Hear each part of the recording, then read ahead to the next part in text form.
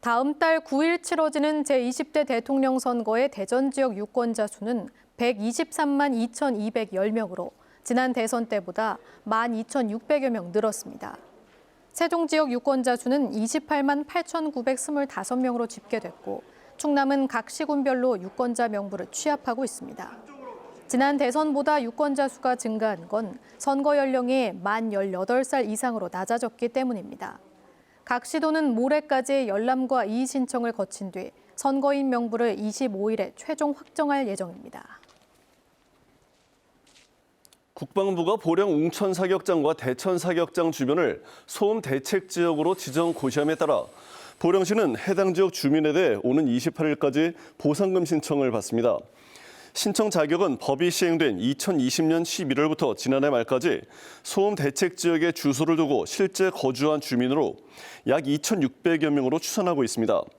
보상금은 지역심의위원회 심의를 거쳐 지급될 예정으로 소음 기준에 따라 한 사람당 월 3만 원에서 최대 6만 원이 지급됩니다. 천안 서북경찰서는 영업시간 제한을 어기고 심야에 몰래 영업을 한 유흥주점 업주와 손님 등 17명을 적발해 조사하고 있습니다. 업주는 어제 밤 9시 이후에 간판불을 끄고 정문을 잠근 채 유흥주점을 운영한 혐의를 받고 있습니다. 함께 단속에 나선 서북구가 해당 주점에 대한 행정처분을 검토하는 가운데 경찰은 주점 안에 있던 손님과 접객원, 종업원 등 16명에 대해서도 조사하고 있습니다.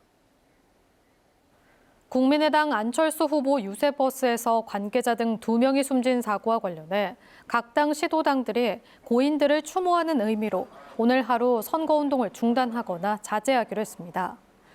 더불어민주당과 국민의힘, 정의당 각 시도당은 오늘 각 지역별로 숨진 고인들에 대한 애도를 표한 뒤 오늘 하루 선거운동을 전면 중단하거나 유세 차량을 운행하더라도 홍보 노래와 율동 등은 금지하고 떠들썩한 선거운동이나 유세는 최대한 자제했습니다.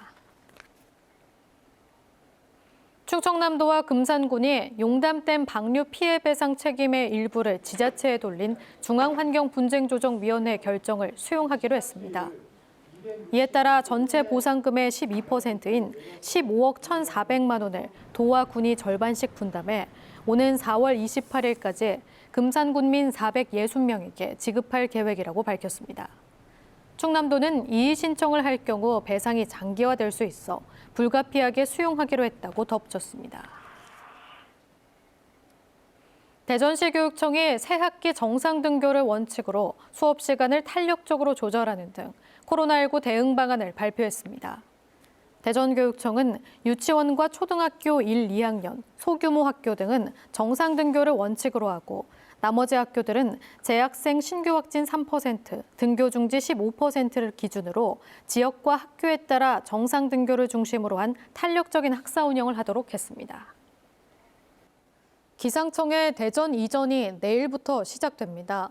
기상청 이전은 오는 27일까지 두 차례에 걸쳐 5톤 화물차 80대가량을 이용해 진행되며 현업부서를 제외한 정책부서만 우선 옮길 예정입니다.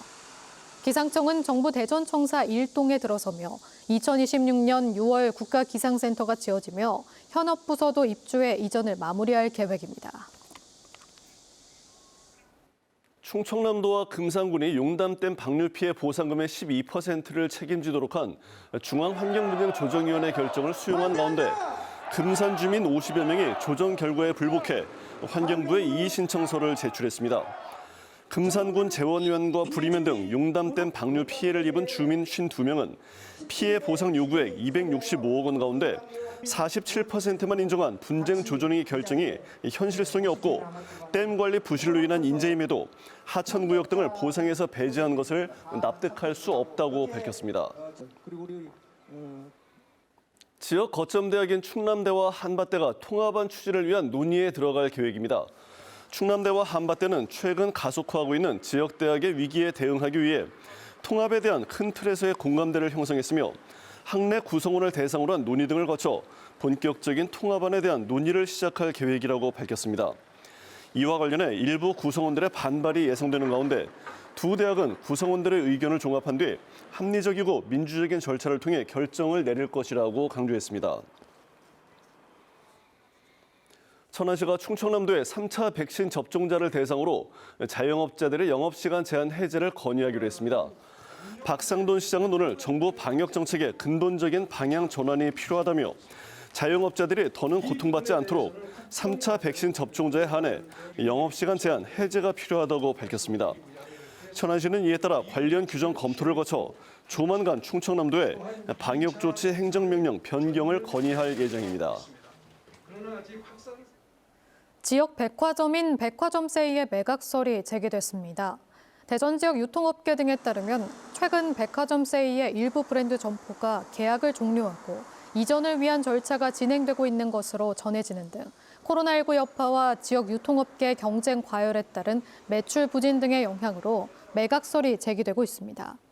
이와 관련해 백화점세이 관계자는 매각설과 관련해 구체적으로 언급할 만한 단계가 아니며 매각과 재임차 방식 등 여러 가능성이 있다고 밝혔습니다. 쿠팡이 대전에 1,800억 원을 들여 남대전 종합물류단지의 연면적 9만 제곱미터의 신선식품 중심 물류센터를 착공합니다. 대전과 세종, 충남 내륙 9개 시군의 한파주의보가 이어지는 가운데 오늘 대부분 지역은 맑다가 오후부터 차차 구름이 많아지겠습니다. 오늘 낮 최고 기온은 대전 9도, 세종 8도, 아산 6도 등 6도에서 9도까지 오르며 어제보다 추위는 누그러지겠습니다. 내일은 대체로 흐린 가운데 오전부터 충남 북부권을 중심으로 눈이 날리는 곳이 있겠습니다. 내일 아침 최저 기온은 영하 6도에서 영하 2도, 낮 최고 기온은 3도에서 5도로 예상됩니다. 한화 이글스 스프링 캠프에서 함께 몸을 만들고 있는 류현진이 코로나19 확진 판정을 받았습니다. 한화 구단 등에 따르면 류현진은 지난 16일 훈련을 앞두고 한 자가진단 키트 검사에서 양성 반응이 나왔고 PCR 검사 결과 오늘 최종 확진 판정을 받았습니다. 한화 구단은 류현진의 확진으로 선수단과 캠프 참여 인원 전원에 대해 진단 검사를 했고 이 중 선수 6명이 양성 반응을 보여 PCR 검사를 받았습니다.